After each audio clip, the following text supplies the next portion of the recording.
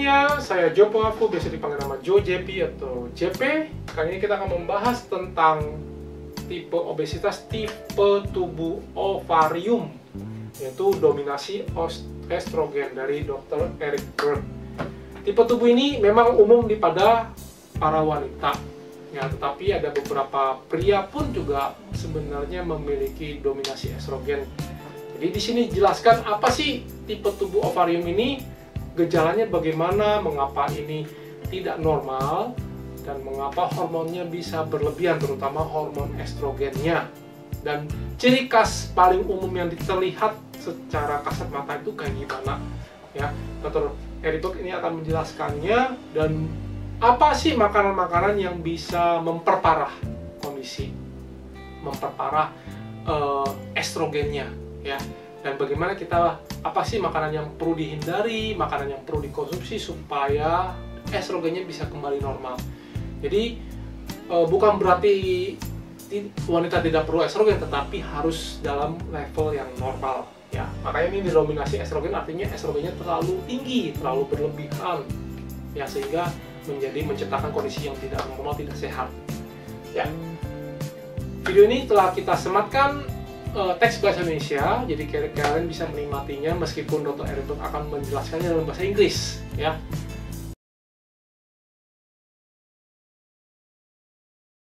Now, the next body type is the ovary body type. This is it right here. See this body type? Look where they gain the weight, lower part, in the hips, thighs. That's estrogen dominance. Take a while to guess why you don't see very many men that look like that.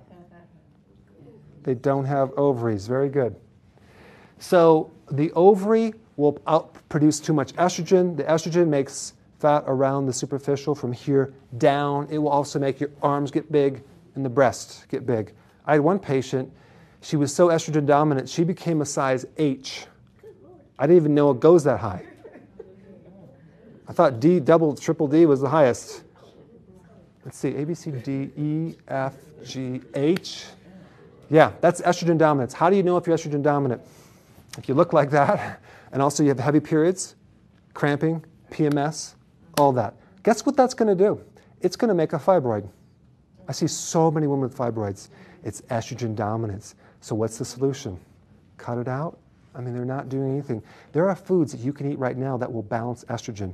It's called the cruciferous vegetable. Cruciferous vegetables are like kale, broccoli, Brussels sprouts, cabbage, all the foods that no one eats. Those are very estrogen, they clean up the estrogen, they balance it, and the chemicals. Thank goodness we have those foods in our diet, if we ever eat them. But mainly people cook the heck out of them, don't they? So estrogen dominant will cause anything wrong with the cycle. Heavy periods, headaches that time of the year, month, cravings that time of the month, PMS. How many of you know people that are PMS?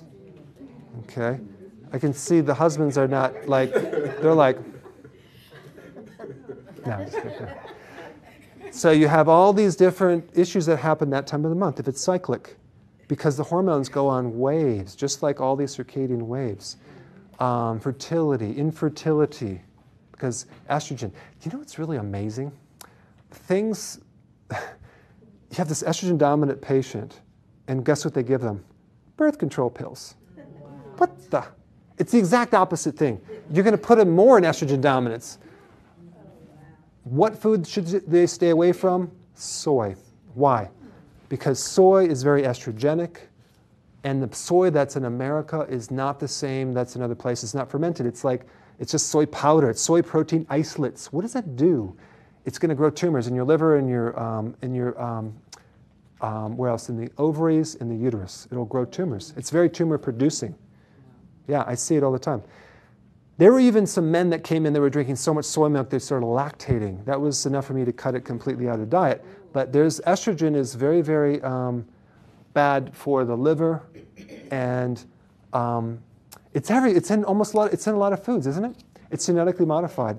It's almost 100% genetically modified in the U.S., and that means they alter the structure. So there's a lot of unknowns right now. There's no studies. So it doesn't have to be on the label too to be genetically modified. They could just stick it in there. So you have soy. It's also in a lot of prepackaged foods, a lot of diets. Yeah, isn't it interesting? The stuff that causes estrogen is in these diets. Why do they use it? Because it's so cheap. It's so cheap. I made a kale shake with, I was going to put some protein, and the guy that was helping me develop the formula, he says, oh, you got to put some soy in, it's really cheap. I'm like, I'm not going to put that in there. That's going to like kill people. So I put spirulina. That's like a vegetable, a sea vegetable. So it has some egg white, organic egg white in kale. But the point is that you don't want to do a lot of estrogen with that, because you want to make sure if they're doing meats and dairy that they have organic, hormone-free. This body type craves dairy. They like ice cream, cheese, yogurt. It's wild. They're trying to get some hormones in there to try to balance something because they're out of balance. It won't ever work though.